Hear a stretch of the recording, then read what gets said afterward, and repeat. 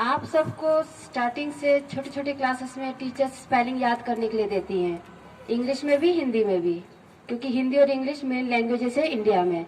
आप स्पेलिंग्स याद करते हैं, फिर आपको टीचर्स उन स्पेलिंग्स का मीनिंग भी याद करने के लिए कहते हैं कि आप इनका मीनिंग्स याद कीजिए। मीनिंग्स के साथ उनको और वर्ड्स के दूसरे क्या वर्ड्स होते हैं या उनके अपोजिट वर्ड्स क्या होते हैं वो भी याद करने के लिए कहते हैं। आप जैसे जैसे बढ़ते जाते हैं फिर आपको सेंटेंसेस याद करने के लिए कहा जाता है, फिर पैराग्राफ, और जब आप 6, 7, 8 में पहुंचते हैं तो आपको 2, 3, 3 या 5 पेजेस अलग अलग सब्जेक्ट के रीड करने के लिए दिए जाते हैं। What is the purpose of this? इसका क्या पर्पस है? इतना काम क्यों देते हैं टीचर्स? आपको परेशान करने के लिए कि आपको रीडिंग की हैबिट डालने के लिए। और रीडिंग की हैबिट क्यों हमको चाहिए? क्यों चाहिए कि हम रोज कुछ ना कुछ पढ़ें, कुछ ना कुछ रीड करें? इतने सारे सब्जेक्ट्स क्यों पढ़ें? और 10th के बाद ही हमें क्यों सब्जेक्ट चूज करने का ऑप्शन दिया जाता है? क्योंकि बेसिक नॉलेज जो होता है वो सबके पास होना चाहिए, इसलिए आपको अप टू 10th और सब्जेक्ट्स पढ़ने होते हैं। और रीडिंग की हैबिट आपको क्यों डाली जाती है? आप क्लास फर्स्ट में देखेंगे आपका फॉन्ट साइज बुक का काफी बड़ा होता है, बड़े बड़े लेटर्स में आपको लिखी जाती है। स्टोरीज आपकी बहुत छोटी होती है लेकिन फिर भी 3 पेज 4 पेज में आती है, क्योंकि बड़े बड़े उसमें लेटर्स होते हैं। फिर जैसे आपकी क्लास बढ़ती है फॉन्ट साइज छोटा होता है, मीन्स लेटर्स छोटे होते जाते हैं, पेज उतने ही है, स्टोरी बढ़ गई है। ठीक, तो ये क्या होता है कि आपके पास टाइम पीरियड उतना ही है लेकिन आपका सिलेबस बढ़ रहा है, आपकी एज बढ़ रही है तो सिलेबस भी बढ़ता जा रहा है। जब आप 11th 12th पहुंचते हैं या कॉलेज लाइफ में जाते हैं तो वहां पे आपके पास एक एक टॉपिक की, फॉर एग्जाम्पल अभी आप हिंदी सब्जेक्ट पढ़ते हैं, हिंदी में आपके पास ग्रामर भी है, फिर हिंदी की आपके पास स्टोरीज भी है।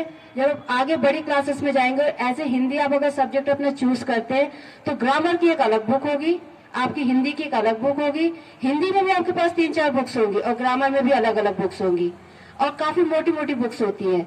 टाइम पीरियड आपका वही है 365 डेज इन ए ईयर, लेकिन आपकी बुक्स बढ़ गई है।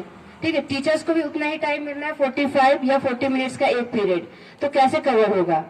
उस टाइम पे आपको खुद पढ़ना होता है, आपको सिर्फ और सिर्फ हिंट दी जाती है, इतना आपको पढ़ना है, ये आपके मेन टॉपिक्स है, ये आपका सिलेबस है, आपको एग्जाम में ये आ सकता है, इस टाइप के क्वेश्चंस आ सकते हैं। वहां पे आपको खुद रीडिंग करनी होती है, इसलिए अभी से आपको टीचर्स रीडिंग की हैबिट डालते हैं। And the power of reading क्या होता है? जब हम कोई चीज सिर्फ सुनते हैं, ठीक है, जब हम कोई चीज सिर्फ सुनते हैं तो वो हमें काफी कम टाइम के लिए याद होती है। जो हमने कोई चीज सुनी हमें सिर्फ कम समय के लिए याद होगी। हम जब उस चीज को अपनी आंखों से देखेंगे, कोई चीज भी आप जब देखोगे, फॉर एग्जाम्पल आप कोई मूवी देखते हैं या कहीं पर कोई ड्रामा होता है उसको देखते हैं, अगर आपने ड्रामे के बारे में सुना है तो आपको कुछ दिनों तक उसका याद रहेगा कि ऐसा किसी ने मुझे कुछ स्टोरी बताई थी। उस ड्रामे को अगर आप अपनी आंखों से देखेंगे आपको लंबे टाइम तक वो याद रहेगा कि मैं उस जगह पे गया था, ऐसा कुछ उसमें ड्रामा हुआ था, वहां पे उसका ये थीम था। लेकिन अगर आप उस ड्रामे के खुद पार्टिसिपेंट होंगे, अगर आपने उस ड्रामे में खुद हिस्सा लिया है, वो आपको लाइफ टाइम याद रहेगा कि उस डेट को उस जगह पर मैंने उस ड्रामे में पार्टिसिपेट किया था और मैंने उसमें ये भूमिका निभाई थी। सेम आपको जब हम पढ़ाते हैं तो आपको कुछ समय के लिए याद रहेगा, जब आप उसको खुद रीड करोगे तो आपको लॉन्ग टाइम याद रहता है और उसकी बार बार प्रैक्टिस करोगे तो लाइफ टाइम याद रहता है। ये फर्स्ट आपको बेनिफिट है रीडिंग का। सेकंड बेनिफिट क्या होता है? मैं आपको मैथ से एक एग्जांपल देती हूँ। प्रोडक्ट का मतलब होता है मल्टीप्लाई करना, ठीक है, प्रोडक्ट मतलब मल्टीप्लाई करना। लेकिन जब आप ये सेम वर्ड प्रोडक्ट को एसएसटी में पढ़ते हैं या इंग्लिश में पढ़ते हैं या साइंस में पढ़ते हैं तो वहां पर प्रोडक्ट का क्या मतलब होता है? कोई भी मटेरियल, कोई भी सामान या कोई आर्टिकल।